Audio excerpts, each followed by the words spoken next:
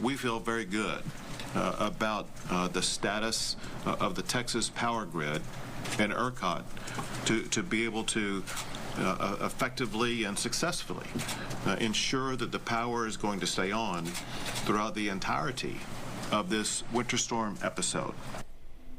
Words of reassurance from Texas Governor Greg Abbott ahead of the polar vortex descending on the Lone Star State from the north. With temperatures expected to dip into the teens early this week, ERCOT placed the potential for a power emergency at 1 and 6. That said, the governor is projecting lots of confidence that we will not endure a repeat of 2021's deadly winter blackout. Power generators are fully inspected and prepared and winterized for this process. They have never been as prepared for a winter event as they are today. Perhaps most telling, ERCOT has not yet felt the need to issue a conservation request to consumers. Indicative, one would think, that the grid has plenty of juice. Panel, the temperatures will certainly be cold, but from a political perspective, the heat to perform will certainly be focused on Greg Abbott and his administration. And with that, I'm going to go straight over to Bill King, because you watch stuff like this pretty closely. I'm cautiously optimistic about the grid in this particular storm. This storm is really nothing like the Uri storm in 2021. It's not going to be nearly that severe. This will be a really great test to see whether or not the changes we've made have really, made the grid more resilient. My sense is they have to some degree. I'm not sure we would withstand another Uri that was such an unusual event. But I'm thinking on this one, we're probably going to get by okay. All right, tomorrow, Bill, it's your inclination and your practice to worry about the most vulnerable of our citizens out there. What are you hearing? Well, the most vulnerable are very, very concerned about it, and I appreciate so much the city opening the warming centers, but I got calls from the people in 5th Ward and Independent Heights, Trinity Gardens, Cashmere Gardens over there in that area. They're very, very concerned because they don't have a warming center over there. And you're talking about the most vulnerable populations. They don't even have their homes repaired from Uri, and so they are deeply concerned about it. There is one that has been opened by the wonderful Pastor Eckhart over in Greens Point, along with Congresswoman Sheila Jackson-Lee.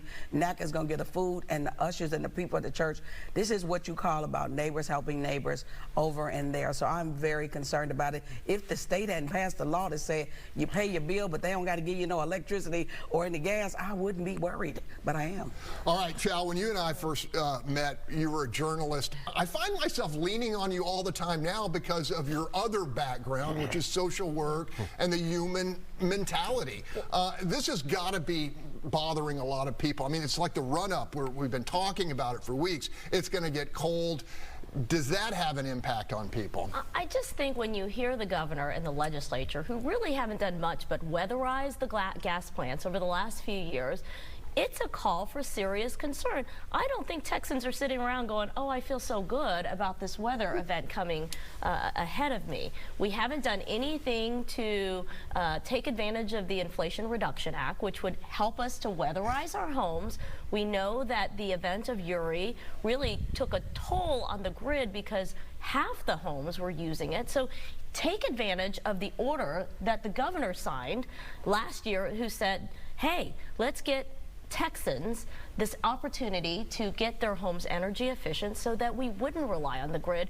And it's time to look ahead and join the grid of the rest of the country to make those costs, those exorbitant costs that Texans had to pay for their power bills after Uri, an opportunity. Gary Pollan, let's talk about political brass tacks. Greg Abbott won by double figures, but every time we have the potential for a weather catastrophe, all of that capital, that political capital, is at risk, correct? Well, I think clearly he wants to get out front and talk about what they think they've accomplished, and I agree with Bill.